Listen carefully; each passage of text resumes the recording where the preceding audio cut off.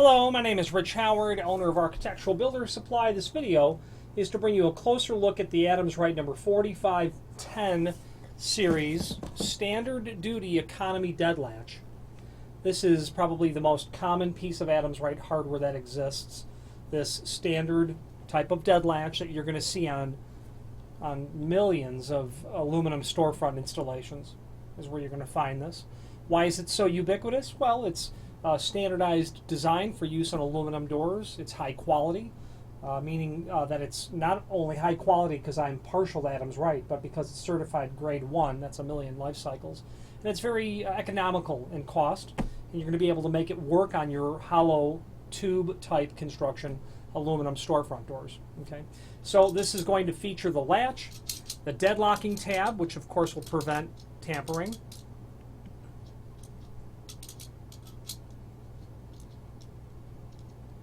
Okay, fully reversible. You can literally, right now, as you can see, this might be for a right-hand door or maybe for a left-hand reverse door.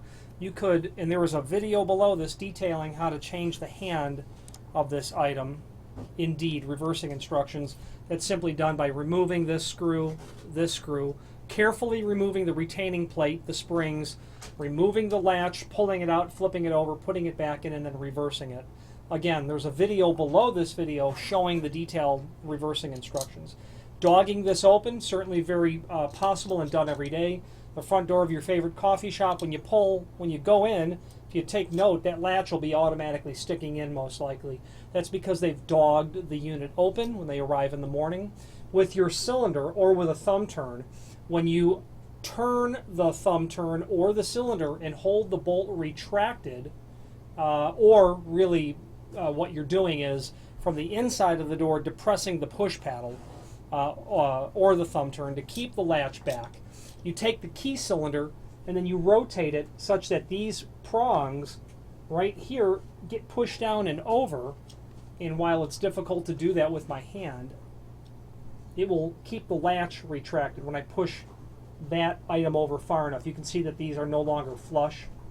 These two pieces right here, well, one of them is holding the latch back, and when I get my finger in there and pull it back out of the way, the latch operates correctly. The operation of turning the tail piece in the opposite direction will kick that bar over so that it will hold the latch retracted, and that's how that works. Now, this is going to be available in different back sets. This will include, before we get to that, this will include a plain faceplate, a flat faceplate. We're going to talk more about the faceplates. This is obviously in the 628 finish. It will certainly include screws for attaching the faceplate down to the lock body. This will include 2 screws for attaching the unit to the door, but does not include any sort of mounting hardware. Adams Rite has 2 or 3 different methods by which to mount mounting bridges, tabs, mounting kits that you can use. Depending on how you're going to mount this to the edge of the door, you might need additional hardware. Okay, this will include a standard 4902-01 strike, flat strike, which will be complete with a mounting plate and the screws to hold it together along with a dust box. Okay, so it'll be complete in terms of the strike. Now, let's take a comprehensive view of the unit itself. The first step in doing that is scrolling below this video to the document called Template. Template is really better called Product Catalog. What you're going to find with practically all Adams Rite product brochures are a 2-page document. The first page is a summary of what the item is, along with a summary of the general contents that are included. So this 4510 immediately gives a summary of showing the 4 different back sets available, which we'll go over in a moment. Gives you an idea of the specifications, a steel case, giving you definitions, the function of the lock, which we covered initially, but you can review that there. Review that there in full, their function. I won't read the page. Latch bolt, all metal, hardened internal springs on the inside of here, reversible without special tools, as we discussed. Deadlocking or auxiliary bolt included. The strike is noted on page 1 as well. We've covered that. And then the operation is detailed there, just how to use it. Key cylinder retracts the latch, you open the door, or you open the door, hold the latch retracted, dog it open, that sort of thing, or retract, hold the lock retracted. Page 2 of Adams Rite documents usually include dimensional properties, but where I go to first is the matrix, and generally in the lower left-hand corner of those documents, that shows you how a part number is derived based on simple inputs. What is it that you need to have? And then you can record the part number as you go along and then arrive at the full part number. You may have taken quick notice that that part number says a lot more than 4510. 36, 201, 628. Let's go ahead and look at that matrix and decode that as best we can. First of all, 4510 means that you have a flat faceplate. Flat. There are variants of that. You could very easily have a beveled edge aluminum door. A flat faceplate on a beveled edge door is not your best choice because it won't fit flat. It won't sit flat at all. You can have a radiused plate. What if you're using this in the active door of a pair of doors that are center hung? Those will certainly have radiuses on them. You can also do the same scenario where the faceplate will literally have an integrated piece of weather stripping. You'll want that if ever you're going to install one of these onto a double hung pair of doors that are radiused. Double hung, center hung is what I meant to say. Moving on to the next block, if you recall, our model said 3/6. 3 is going to tell you that it's an 1.1 back set. Let's just discuss that first. 4 back sets, 7/8, 31 32nds, 1.1, and 1.5. For sure, 1.1 is incredibly common, as is 31 32nds. The 7/8, not common for me at least at all. 1.5, a little bit. I've sold a few of those. Which is measured the edge of the door to the center of the hole. Now this is lacking the faceplate, so we're going to have a little bit of margin left over. But the edge of the door to the center of the hole is your 1.1. If I had the face, let's just put it on. 1.1. There you go. Edge of the door to the center of the hole. If you're measuring this to replace it, what I tell customers is that you are either just slightly less than 1 inch, or you are clearly greater than 1 inch.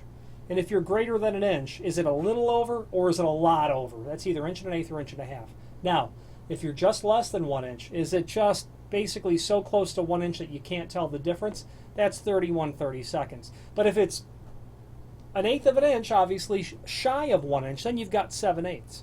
Now, those dimensions are really funny because they're so close to each other. The back set is actually defined as the distance from the edge of the door to the center of the lock, but it's defined from the center of the thickness of the door, not from the inside or the outside. Doesn't matter if you have a flat-edged door, a square-edged door, I should say, but it will matter if you have a beveled edge. Keep in mind that if you're measuring the door on the pull side, which would be the big side of the door, with that bevel, you're going to have a dimension that's almost 1/8 of an inch greater than otherwise. Measure the inside and measure the outside back sets. Split the difference between two of those, and that's going to be your back set. Because the bevel on a door is 1/8 inch, 1/8 inch for every 2 inches in thickness. So if your door is 1 3/4, it's not going to be 1/8, but it's going to be super close to 1/8 of an inch. So that's how you determine the back set. Now, moving forward with the next digit, if you recall, ours had a 6 after the 3, and that means that you've got either a right hand, which we demonstrated earlier, or a left hand reverse. It's going to come one way or another. You might have to reverse it. If you do, the instructions are there, or simply order it the hand that you want, and it would certainly be our intention to ship the proper hand. Sometimes it will get passed through the factory as a generic or non-handed design, meaning they'll probably leave it up to the client to reverse it, but that's certainly never our intention to have you do that. Sometimes they just get shipped out all the same hand, is what I'm trying to say. The next 3 digits, if you recall, we had 201. 2 was that flat strike for a standard jam. And forgive me, I've gone too fast. The 2 is a 2 9/16 or a 2 11/16 tall strike, and that's what this is. A full lip strike. That's 2.63 inch, as it's indicated there. If you changed the 2 to a 1, you're going to get the 4 11/16 tall strike. Why would you want that?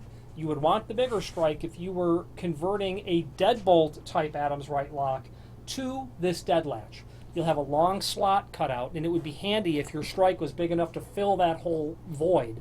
That's why you'd want the 1 in the part number for the bigger strike. The 01 means flat and standard jam. You can do an 02, which is radius standard jam. We discussed the radius. You would want radius if you were doing a, again, pair of doors. If you're doing a radiused faceplate, you will most likely want a radiused strike as well. You could also do a scenario where you are doing a center hung application and you simply need an extended lip strike.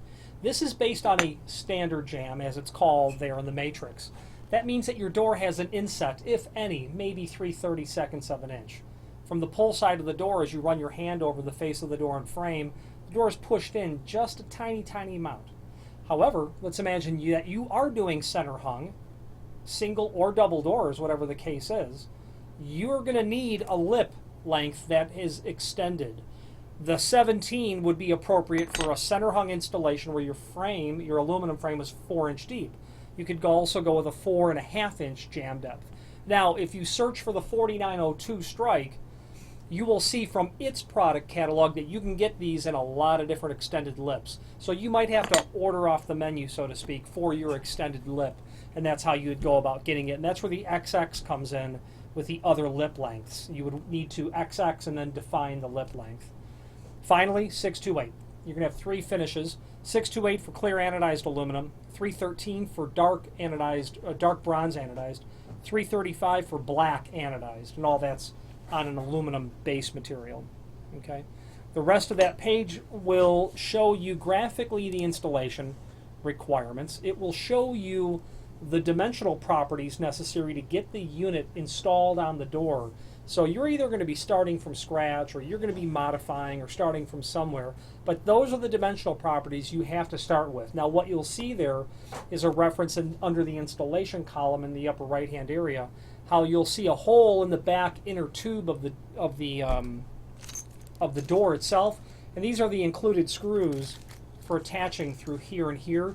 You're going to drill and tap that basically into the back wall of the door itself. However, if you do not have the ability to get this mounted down onto a door specifically made for this hardware, you're going to have to come up with a mounting kit and reach out to us, and we can help you determining the proper mounting kit. It'll show you where the cylinder hole has to be drilled, which would also be appropriate if you were doing a 4590 paddle operator. Edge cutout height, edge cutout width, a graphical view on how a typical installation all gets slapped onto the door. Okay, indicates what kind of cylinder and cam to use. Common question: what cylinder and cam do I use? A mortise cylinder, whatever length is required for your application. Inch 15/16 is very common for a cylinder length, but an Adams Rite cam is what's necessary, or an MS cam. They give dimensional properties of the cylinder cam. Everyone understands it to be an Adams Rite cam. You can certainly take a caliper and make sure that the cam you have meets those dimensional requirements, but if you're ordering an Adams Rite cam, you're in good shape. You want to specify your cylinder with an Adams Rite cam in whatever that manufacturer's language is, whether it's you're ordering a high security cylinder from Sargent or Medico or Kwikset or whomever, or maybe you're ordering a Kaba Ilko cylinder and you just need to make sure that you're going to order an Adams Rite cylinder. Forgive me, the 4063 might be the 4066 might be the part number, I forget. But you want to be sure that you've got an MS cam or an Adams Rite cam. That really completes everything that's on the product brochure. The rest of the product description below this video correlates to the options that are that you are asked to complete. And basically the completing of the options, the back set, the finish, the hand, and then is there a lever required, a cylinder guard, a panel operator, etc.? Those are additional options. But the first three options allow us to basically derive that part number so that we can take your requirements, put it into the proper Adams Rite language, and then order it correctly. Finally, there's a link below this video to the manufacturer's page where you can pull up not only all of the Adams Rite products that we sell, but a link to the manufacturer's website, along with a link to the product catalog. But the document that I use the most is the link to the parts manual. That document, to me, is the most valuable document there because, let's say you have an Adams Rite 4510 and you have lost a spring for it. You've tried to reverse the hand and you lost a spring. That document will allow you to be able to not only see the part number for the spring and order it, but all of the other replaceable parts that would come out of a 4510. But every Adams Rite product that has available parts with an available parts drawing is also listed there as well. Aluminum storefront hardware is certainly, like any other hardware, a significant investment, and an investment is what it is. The ability to rebuild your investment, the ability to continue to get useful service out of the significant investment in hardware is a primary reason why I'm partial to Adams Rite. You can buy storefront hardware for many people, but how many people can you buy just replacement parts? The latch bolt itself, because it was damaged and tampered with. You don't have to start over. You just have to order the correct part, and that's why I'm partial to Adams Rite. Well, not only that, but they have excellent technical support as well. If you have any questions on the Adams Rite 4510 series, standard duty, economy, dead latch, lock bodies, or any other Adams Rite product, please feel free to reach out to us. Thank you.